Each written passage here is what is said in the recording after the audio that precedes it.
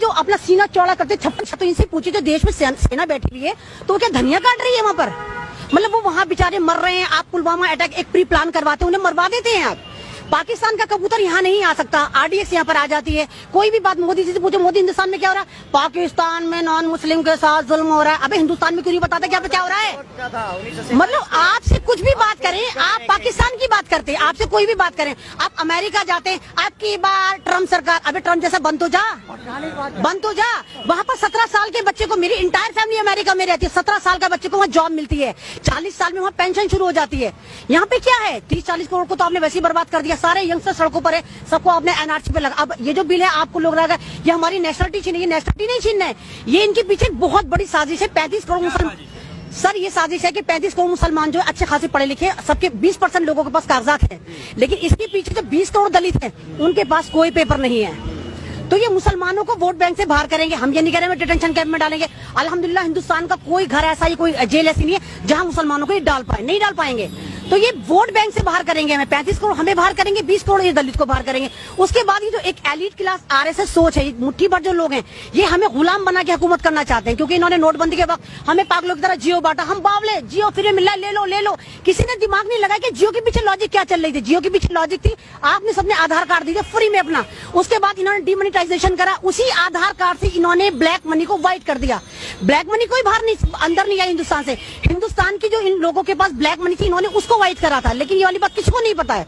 और हम बावले लाइनों में लग रहे थे, मर रहे थे।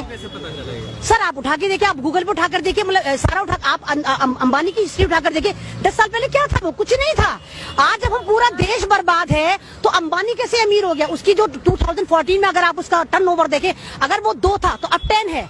अदानी 35% कैसे ग्रो कर गया? जब सारा हिंदुस्तान बर्बाद है तो पैसे के उसने झाड़ के नोटों पे, पेड़ों पे झाड़े थे, कहाँ से आए पैसे वो? तो क्यों नहीं सब? अब हम, मेरा सवाल ये है कि एक तरफ सरकार जब दूसरी बार जब जीत का आई है तो उन्होंने जब उनकी बैठक हुई तो सबसे पहले उन्होंने तीसरा नारा वही दिया कि हम सबका विश्वास भी जीतेंगे। वहीं अब अल्पसंख्यक मंत्री मुख्तार अब्बास नकवी भी ये कहते हैं कि मुस्लिमों को घबराने की जरूरत नहीं है। तो आप लोग विश्वास क्यों नहीं करते? मतलब सर नाम मात्र मुसलमान नहीं है, ये वो मुसलमान दल्ले हैं जो हमारे कौम में से चुन के हमें बेच के खा गए।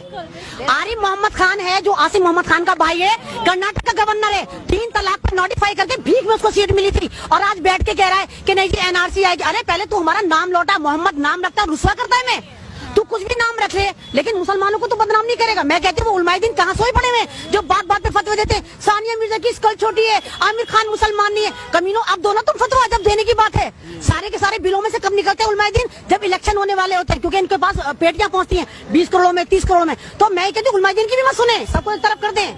ये हमारे कौमी लीडर से भी नाराज है, सब नाराज है। भाई इन्होंने करा क्या है? इन्होंने हमें बेच के ऊपर तक चले गए।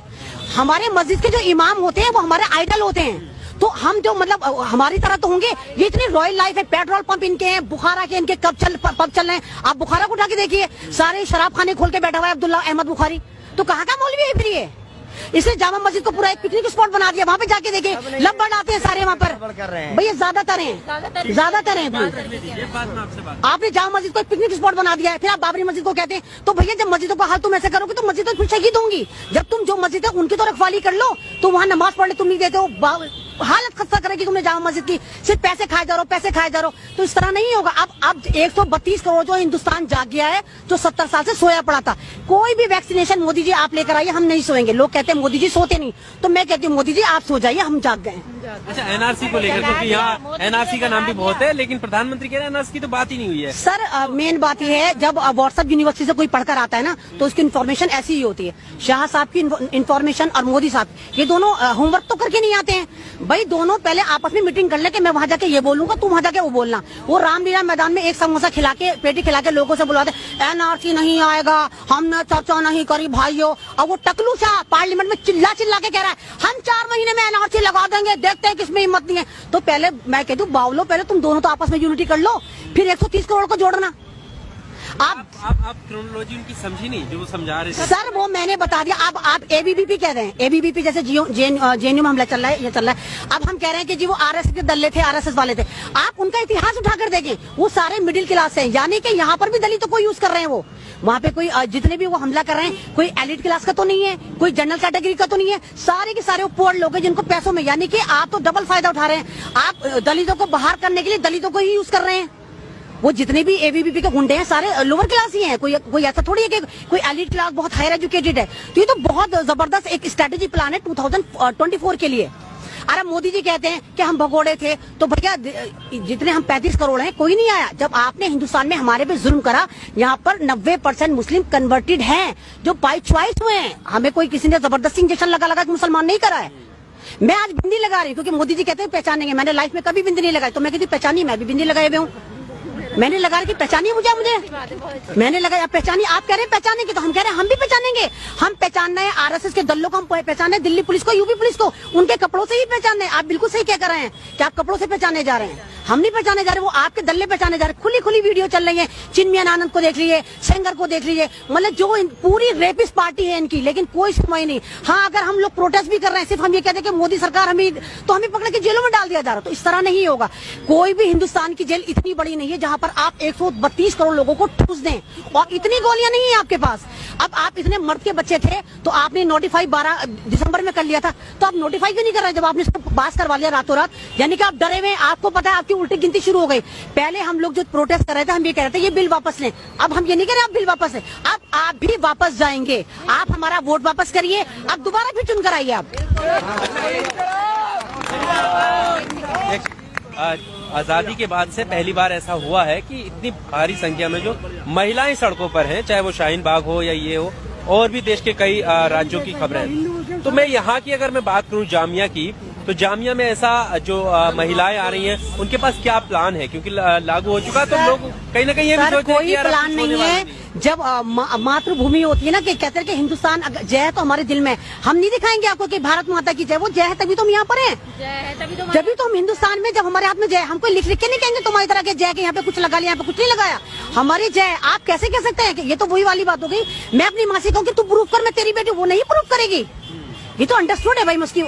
अब आप कह रहे हैं हम एनपीआर लेकर आएंगे, तो कैसे लेकर आएंगे? यानी आप हिंदुस्तानियों से कह रहे हैं बेवकूफो, ये प्रूफ करो कि तुम हिंदुस्तानी हो। तो ये एक पूरा प्लान है, ये जुडिशरी को अमीर करना चाहते हैं। आप लाइन में लगेंगे, जो सो कॉल जितने भी है जुडिशरी वाले, ले भाई 2 लाख ले ले भाई 4 लाख ले भाई बता दे मैं हिंदुस्तानी हूँ।